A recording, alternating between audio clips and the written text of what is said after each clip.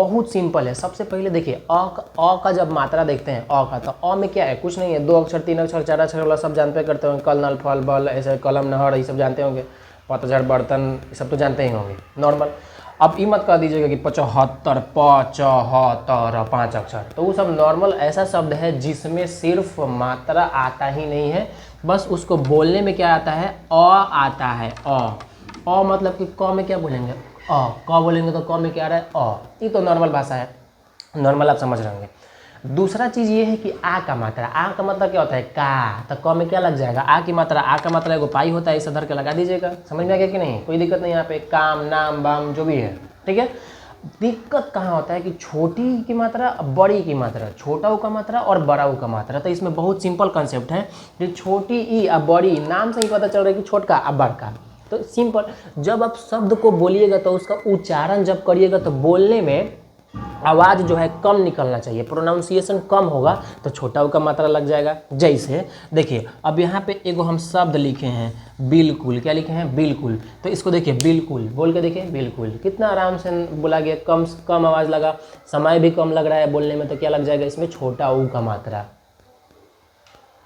बहुत सिंपल यहाँ पे समझिए, छोटा ऊ समझ गए। अब बड़ा ऊ का जब मात्रा है तो बड़ा ऊ जब कोई भी शब्द बोलेंगे तो उसका एकदम देखेंगे कि उच्चारण में समय ज़्यादा लग रहा है कि कम, उसके हिसाब से। जैसे एक शब्द लिखे हैं, आप खुद ये वर्ड बोल के देखिए कितना अटपटा लगेगा। बोलिए सूरदास, अब ऐसा थोड़ी सूरदास सूरदास सूरदास, मतलब किसी नाम को हम लोग बड़ा दिखा रहे हैं, कोई बहुत बड़े आदमी, समझ में आ रहा है कि नहीं, कोई कवि ववि के नाम लिखा हुआ है, तो ऐसा केस में क्या लगता है, सौ में बड़ा का मात्रा। हालांकि इसका नॉर्मल कंसेप्ट यही है कि साउंड जब निकलेगा, मतलब जब शब्द बोलेंगे तो उसका उच्चारण अगर तनी ज़्यादा हो रहा है तब, जैसे बोलेंगे प्रफुल्लित, प्रफुल्लित जब बोल रहे हैं तो फ पे छोटा ऊ का मतलब लगेगा कि बड़ा ऊ का मतलब आप खुद सोच के बताइए कमेंट में, ठीक है। लेकिन अब इसके जस्ट आगे समझिए, छोटी ई और बड़ी की मात्रा का भी कंसेप्ट सेम है। जैसे देखिए यहाँ पे एक वर्ड लिखे हैं निश्चित, अब बोलने से ही पता चलता निश्चित, कितना आराम से बोला रहा है, तो 9 पे छोटी की मात्रा लग जाएगा, अब 100 पे भी छोटी की मात्रा लग जाएगा। लेकिन बोले उपयोगी, उपयोगी, बोले उपयोगी, उपयोगी, देख रहे हैं ग पे थोड़ा साउंड ज़्यादा रहता, क्या लग जाएगा, ग पे बड़ी की मात्रा लग जाएगा। समझ गए कि नहीं, कोई दिक्कत नहीं यहाँ पे।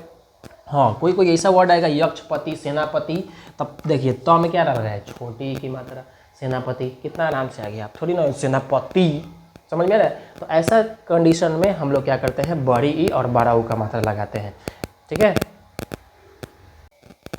जब भी आप हिंदी में कोई शब्द लिख रहे हैं, ठीक है, जैसे हम थोड़ा देर कल भी बताए थे, इसमें 2-4 शब्द बताए थे, ठीक है। आज समझिए, जब भी आप शब्द लिखेंगे छोटी बड़ी की मात्रा और छोटा ऊ और बड़ा ऊ का मात्रा का आवाज़ के हिसाब से बोले थे, आवाज़ के हिसाब से बोले थे कि नहीं, कि प्रोनाउंसिएशन कितना निकल रहा है, आवाज़ कितना निकल रहा है, उसके हिसाब से हम लोग क्या करेंगे, डिसाइड करेंगे कि छोटी ई की मात्रा लगेगा कि छोटा ऊ का मात्रा लगेगा कि बड़ी की मात्रा लगेगा। समझ में आ गया। अब ऐसे एक वर्ड बोलेंगे विशेष, विशेष, तो वो में कौन सा मात्रा, छोटी की मात्रा, विशेष कहाँ कुछ इसमें लफड़ा हो रहा है भाई, समझ में आ रहा है कि नहीं। अब एक और वर्ड देखिए, जैसे लिखा हुआ है परिश्रम, अब नाम से ही परिश्रम, परिश्रम, परीक्षा, कोई कहेगा कि छोटी की मात्रा लगाएंगे, नहीं, परीक्षा, परीक्षा, देख रहा है कितना खिंचा रहा है। तो आवाज़ को महसूस करिएगा तब जाके ये कंसेप्ट। री की मात्रा बता रहे हैं, तो री की मात्रा क ख ग किसी भी आप अक्षर यानी कि व्यंजन के नीचे लगा सकते हैं, उससे शब्द बना सकते हैं। अब जैसे ग में री की मात्रा जोड़ देंगे तो गृह हो जाएगा, ह लगा देंगे तो गृह हो जाएगा, समझ में आ रहा है। व में री की मात्रा लगा देंगे तो व्री हो जाएगा, और उसके बाद अक्षर वृक्ष हो जाएगा, समझ में आ रहा है कि नहीं। तो बहुत सिंपल है कि कोई भी अक्षर के नीचे री की मात्रा लगा सकते हैं। तो री का मतलब क्या, क्री, म्री, व्री, ऐसे करके साउंड आ रहा है कि नहीं, ठीक है। एग्जाम्पल हम आपको जैसे कि अभी 2-3 एग्जाम्पल बता दिए। अब ये तो समझ में आ गया कि री की मात्रा कहाँ लगेगा, लेकिन ओ अ में तो कोई कन्फ्यूजन नहीं है, ए में भी कोई कन्फ्यूजन नहीं है, समझ में आ रहा है। अब मेला, तो म में ए की मात्रा 1 आ जाएगा, मैला, तो म में ए की मात्रा 2 ऊपर आ जाएगा, वो सिंपल है, कुछ है ही नहीं है, समझ में आ रहा है। ओ का मात्रा कोमल, तो क में ओ की मात्रा लगा देंगे, कोमल, है कि नहीं। वही बोल देंगे कि मान के चलो कि बोले भौरा, भौ भौ, तो भौ में क्या लग जाएगा, औ का मात्रा, तो उसमें तो कोई लफड़ा ही नहीं है। कंसेप्ट में दिक्कत होता है बउआ लोग को अंक का मात्रा लगाने में। बिंदु लगेगा कि चंद्र बिंदु लगता है, कि हई खाली चंद्र बल लगेगा। तो एक दिन और बताए थे हम कि ये सब कैसे लगता है। तो अंक का मात्रा यानी कि जो बिंदु लगाना है, तो उस सब का प्रोनाउंसिएशन यानी कि आवाज़ जब हम लोग बोलेंगे तो उस पर ध्यान देंगे, समझ में आ रहा है। ध्यान देंगे कि न का आवाज़ आ रहा है कि म का आवाज़ आ रहा है, और जब कोई शब्द बोलेंगे तो देखेंगे मुंह कम खुल रहा है कि ज़्यादा खुल रहा है। समझ में आ रहा है? जैसे बिंदु जब लगाएंगे तो जैसे लिखे अंगूर, तो अंगूर सिंपल, और जैसे मेरा नाम है रंजन, तो अब ना पूरा आ रहा है कि आधा आ रहा है, आधा आ रहा है कि अगर ना होता तो रनजन होता, रनजन होता। समझ में आ रहा है? 4 अक्षर, जैसे बर्तन होता है, पतझड़ होता है, वैसे हो जाता। ये जितना भी नाटक नौटंकी है ना, ये सब आधा का है। समझ में आ रहा है? आधा रंजन। समझ में आ रहा है? चांद, अब चांद में भी आधा ही ना आ रहा है कि, बट हाँ वही समझा रहे कि बिंदु लगेगा कि चंद्र बिंदु। तो बिंदु किस में लगेगा? नॉर्मल किसी भी शब्द में लग जाएगा, लेकिन कोई चीज़ को बड़ा करे, जैसे चांद, मुंह भी खुल रहा है। समझ में आ रहा है? और किसी उसमें न भी आ रहा है, उसके बाद किसी चीज़ को दिखा भी रहे हैं। समझ में आ रहा है? तो वैसा कंडीशन में क्या लगा देंगे? चंद्र बिंदु। समझ में आ रहा है कि नहीं आ रहा है? कोई दिक्कत है यहाँ पे? अब तुम लोग लिखेगा विशेषताएं। अब विशेषताएं ए के ऊपर चंद्र बिंदु नहीं लगाएगा, विशेषताएं। समझ में आ रहा है? तो चंद्र बिंदु लगाना पड़ेगा। इसका मतलब उसका पता ये चल रहा है कि कुछ बताया जा रहा है उसके बारे में कि रसगुल्ला मीठा है कि तीता है। समझ में आया? ठीक है। अभी 2 प्रकार का होता है, एगो टठड में जो न होता है वो, एगो तथद में जो न होता है वो, दोनों में लफड़ा है। न सिंपल, अब नॉर्मल न किस में लगेगा? जितना भी आप हिंदी में शब्द वाक्य लिखते हैं उस सब में लगा दीजिएगा, धाए धाए धाए धाए एकदम, कोई दिक्कत नहीं है। लेकिन न कहीं लगाना होगा, प्रणाम चाचा, ठीक है ना, आई बहू ना भुजवा में। समझ में आ रहा है? ठीक है, तो उसमें लगाना होगा प्रणाम, परिणाम। समझ में आ रहा है? ऐसा कंडीशन में मतलब देख के ही पता चल रहा है कि किसी चीज़ को दिखाना पड़ रहा है, करना पड़ रहा है। और एक चीज़ तो सबसे खास बात इसमें ये है कि ये सब ना ज़्यादातर संस्कृत का शब्द में लगता है। समझ में आ गया कि नहीं आ गया? अब नॉर्मल ना तो किसी में लगा देना। समझ में आ गया? कोई दिक्कत यहाँ पे? क्लियर हो गया? ठीक है, अब काटो बाबू। तो अंग और अंग में बिंदु और चंद्र बिंदु में ज़्यादा का फर्क नहीं है। अब जैसे बोलेंगे दिनांक, समझ में आ रहा है? तो समझिए दिनांक, तो दिनांक में दी न के बाद आ की मात्रा लगाना पड़ेगा, ना न के ऊपर बिंदु लगा देंगे, हो गया दिनांक। रंजन में र के ऊपर बिंदु लगा दिए रंजन, चंदन में च के ऊपर बिंदु लगा दिए चंदन। समझ में आ रहा है कि नहीं आ रहा है? सिंपल। लेकिन चंद्र बिंदु वाला लफड़ा समझ में आया कि कहीं कुछ खास होगा, किसी को पॉइंट आउट करने का तब लगाएंगे। एकदम ऐसा ही सेम कंसेप्ट है, पता है, बट मिलता जुलता है। नुक्ता स्वर का कोनो अक्षर के नीचे लग जाता है बिंदु, जैसे जमीन, तो ज के नीचे लग गया जमीन। अब बताया जा रहा है कि नहीं कि जमीन। समझ में आ रहा है? अब एगो कल वर्ड लिखवाए थे मजे, अब म आ ज में एक ही मात्रा लगा के छोड़ दिया, तो ज के नीचे बिंदु नहीं रहेगा, नुक्ता स्वर नहीं लगेगा तो कटा जाएगा। समझ में आ रहा है? तो मजे ज के नीचे बिंदु होना पड़ेगा, उसको क्या कहते हैं? नुक्ता स्वर। इसका एग्जाम्पल बहुत है। समझ में आ गया कि नहीं?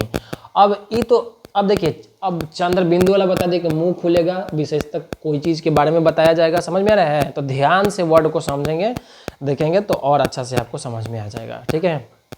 कंफ्यूजन होता है कि 100 में भी 3 गो 100 होता है, तालाब से मुँह धने से डंटी से ले लफड़ा के घर है वो सब एकदम। बतेबे किए थे एक दिन और कॉन्सेप्ट कि सबसे पहले डंटी सा, सबसे कम समय लगने का बोलने में जिसमें, तो उसमें क्या होता है? डंटी सा। जैसे सपेरा कितना आराम से निकल गया था, डंटी सा। अब लेकिन शॉर्ट कोन बोलो, शॉर्ट कोन, अब किसी चीज़ को बताया जा रहा है कि शॉर्ट कोन है, बहुत बड़का कोन उनके बारे में बताया जा रहा है, उसका साइड उड कितना हो जा रहा है। समझ में आ रहा है? तो वैसा कंडीशन में क्या लगाते हैं हम लोग? मूर्धन्य स। लेकिन तालाब वाला स जो है ना बाबू, उसको 3 नंबर पे रखते हैं। सबसे नौटंकी उसी का। जैसे बोलेंगे विशेष, ले भाई अब किसी चीज़ को खास करके तुम बता रहे हैं विशेष, एकदम बढ़िया से सजा धजा के बोलना पड़ रहा है। समझ में आ रहा है? और ऐसे भी तुम आप लोग फील करेंगे, जब आप लोग फील करेंगे उस शब्द को बोल के विशेष, तो लगेगा कि हाँ कुछ खास वर्ड, समय भी ज़्यादा लग रहा है।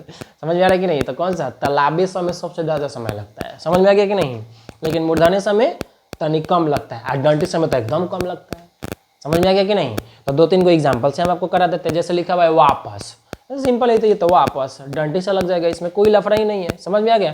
अब जैसे लिखा हुआ रहेगा कि विशेषज्ञ, विशेषज्ञ, ध्यान से समझिएगा, इसमें 2 गो स है, विशेषज्ञ लिखा हुआ है, विशेषज्ञ, तो वहाँ पे तो छोटी की मात्रा लगेगा विशेषज्ञ से, और विशेषज्ञ देख रहा है खिंचा रहे कि नहीं? विशेषज्ञ, तो कौन सा स? पहले तो तालाबी स हो जाएगा, लेकिन उसके बाद वाला कौन सा स आएगा? मूर्धन्य स। समझ में आ रहा है? प वाला स ऐसे क्रॉस करके मूर्धन्य स, विशेषज्ञ। देख रहा है? इसके जस्ट बाद उसका तो साउंड समझो, विशेषज्ञ। पहला वाला तालाबी सा का साउंड ज़्यादा आ रहा है, लेकिन मूर्धन्य सा कितना कम आ रहा है, बस यही दोनों में फ़र्क है। समझ में आ गया कि नहीं आ गया? ठीक है, समझिए एकदम ध्यान से।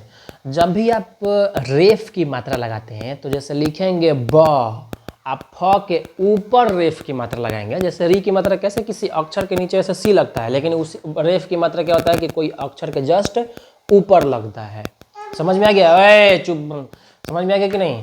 तो इसमें क्या होता है कि लगाते बाद वाला पे है लेकिन पढ़ते पहला वाले पे है, बर्फ। समझ में आ गया? तो ब और फ के ऊपर रेफ की मात्रा लगाएंगे तो बर्फ हो जाएगा। समझ में आ गया कि नहीं? एक कंसेप्ट याद रखिएगा, जैसे फर्ज, तो फ और ज लिखेंगे और ज के ऊपर मात्रा लगाएंगे रेफ की, फर्ज। है कि नहीं? समझ में आ रहा है? कोई दिक्कत यहाँ तक नहीं? ये तो रेफ की मात्रा। अब पदेन की मात्रा दू गो होता है, एगो सिर्फ ऐसे पाई आएगा और उसमें एगो में दू गो आ जाएगा। समझ में आ रहा है? तो ये जो दू गो में आता है ट और ड में ज़्यादातर आता है, जैसे ट्रक, समझ में आ रहा है, ड्राइवर, ड्रग्स, ड्रामा, ट्रैक्टर, ऐसा वर्ड में ये लगेगा ऐसे एकदम भी, सॉरी उल्टा ए लग जाएगा, भी है समझ लो, उल्टा भी, कोई दिक्कत नहीं है। समझ में आ गया? लेकिन पदेन की मात्रा तो किसी में लग सकता है एक वाला, जैसे प्रकाश लिखना है तो प में ये वाला, प में ऐसे एक लाइन खींचना होगा तो हो जाएगा प्रकाश। समझ में आ रहा है?